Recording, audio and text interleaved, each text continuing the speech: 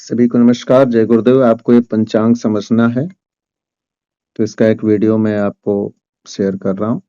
कल ये आपने पंचांग का पेज देखा था, कुछ लोगों को समझ में नहीं आया था, तो चलिए इसको समझते हैं। सबसे पहले देखिए तारीख, जहाँ तारीख लिखा था,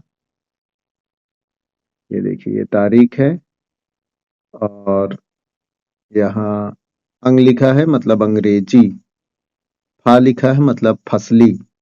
जैसे अंग्रेजी सन 2026 चल रहा है, वैसे ही फसली संवत 1433 चल रहा है। अब अंक के नीचे हमको अंग्रेजी तारीख देखना है। ये 15 जुलाई से शुरू हुआ है। क्या शुरू हुआ है? आषाढ़ शुक्ल पक्ष। तो 15 जुलाई से शुरू हुआ आषाढ़ शुक्ल पक्ष, तो ये नीचे कल 22 तारीख हमने देखा था। चलिए हम 23 तारीख देखते हैं आज की। ठीक, तो 23 तारीख हमको देखना है और इसके बगल में जो लिखा है प्रवर्धमान, इसी तरफ हमको लेफ्ट साइड जाना है। तो ये आपको एक काले रंग का दूसरा खाना दिख रहा है।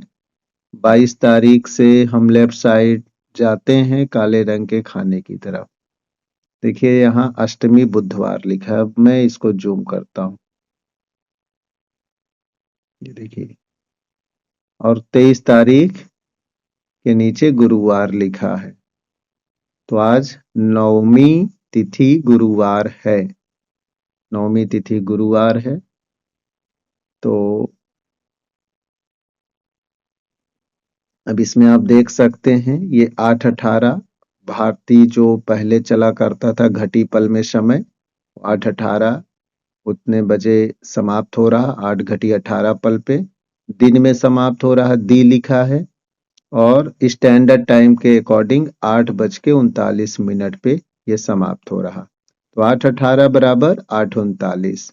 विशाखा नक्षत्र है जो 56 घटी 19 पल पे समाप्त हो रहा रात्रि को, स्टैंडर्ड टाइम के अनुसार 3:52 पे समाप्त हो रहा है।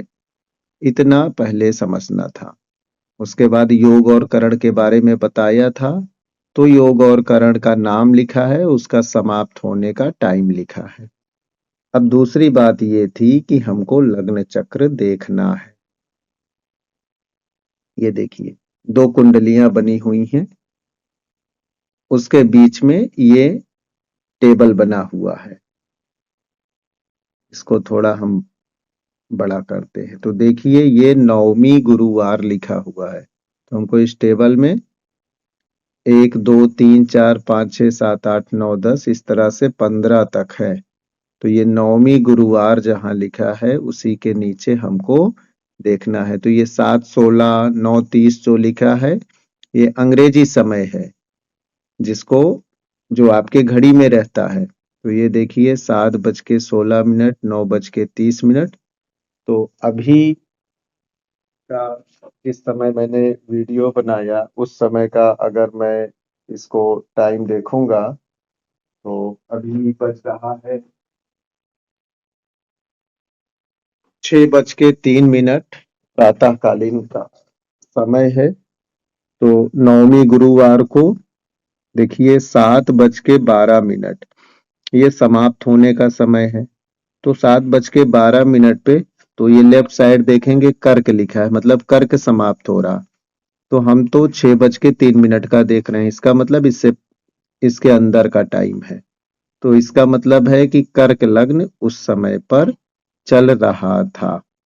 ठीक है, तो इस तरीके से इसको समझेंगे कि नवमी तिथि हमने देखा, जिस समय का निकालना है उस समय को हमने नोट किया हुआ है, और 6:03 सुबह का हमको निकालना है। तो 7:12 पे ये कर्क लग्न समाप्त हो रहा है, इसका मतलब समाप्त होने से पहले का ही समय है 6:03। और 6:03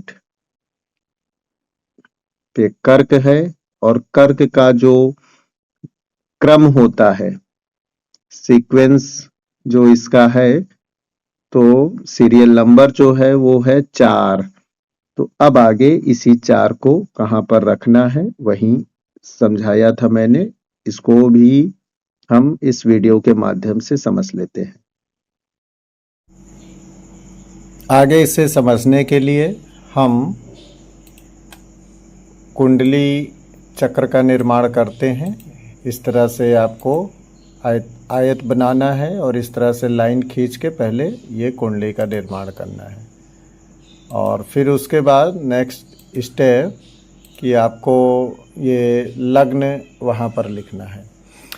1 2 3 4 5 6 7 8 जो लिखा है मैंने पहले भी बताया था, इसको नहीं लिखना है, ये सिर्फ समझने के लिए है। ठीक है, तो इसको नहीं लिखना है, ये सिर्फ समझने के लिए है। और फिर उसके बाद नेक्स्ट स्टेप कि हमको लग्न का पार्ट भरना है। अब लग्न के में हमने देखा था, लग्न चक्र में लग्न का जो टेबल था उसमें जिस टाइम पर हमको निकालना था, जिस टाइम का निकालना था उस पे कर्क लग्न था। और हमने ये भी देखा था कर्क लग्न का जो क्रम होता है वो 4 होता है। तो अब देखिए 4 को यहाँ पर हम लग्न में डाल देते हैं, 4 को लिख देते हैं। उसके बाद 4 के बाद 5 नंबर, 6 नंबर, 7 नंबर, 8 नंबर, 9 10 11 12 1 2 3 इसको भी हम क्रम से जो एक के बाद एक खानों के क्रमांक हैं उसमें भरते हैं। कल हमने चंद्रमा को भी देखा था सारणी में कि वृश्चिक राशि चल रही है। ठीक है, तो हमको चंद्रमा को कहाँ भरना है। जहाँ पर हम अंग्रेजी तारीख देख रहे थे तो बगल में राशियाँ थीं, तो वृश्चिक राशि कल आई थी, तो आज भी वृश्चिक राशि चल रही है। तो वृश्चिक का हम देखते हैं, जो वृश्चिक का जो क्रमांक है, क्रम संख्या है वो क्या है। तो देखिए बगल में टेबल है तो इसमें लिखा है 8, तो वृश्चिक की क्रम संख्या 8 है।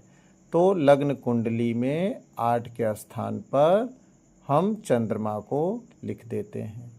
इसका मतलब जिसकी कुंडली ये है उसकी राशि वृश्चिक होगी।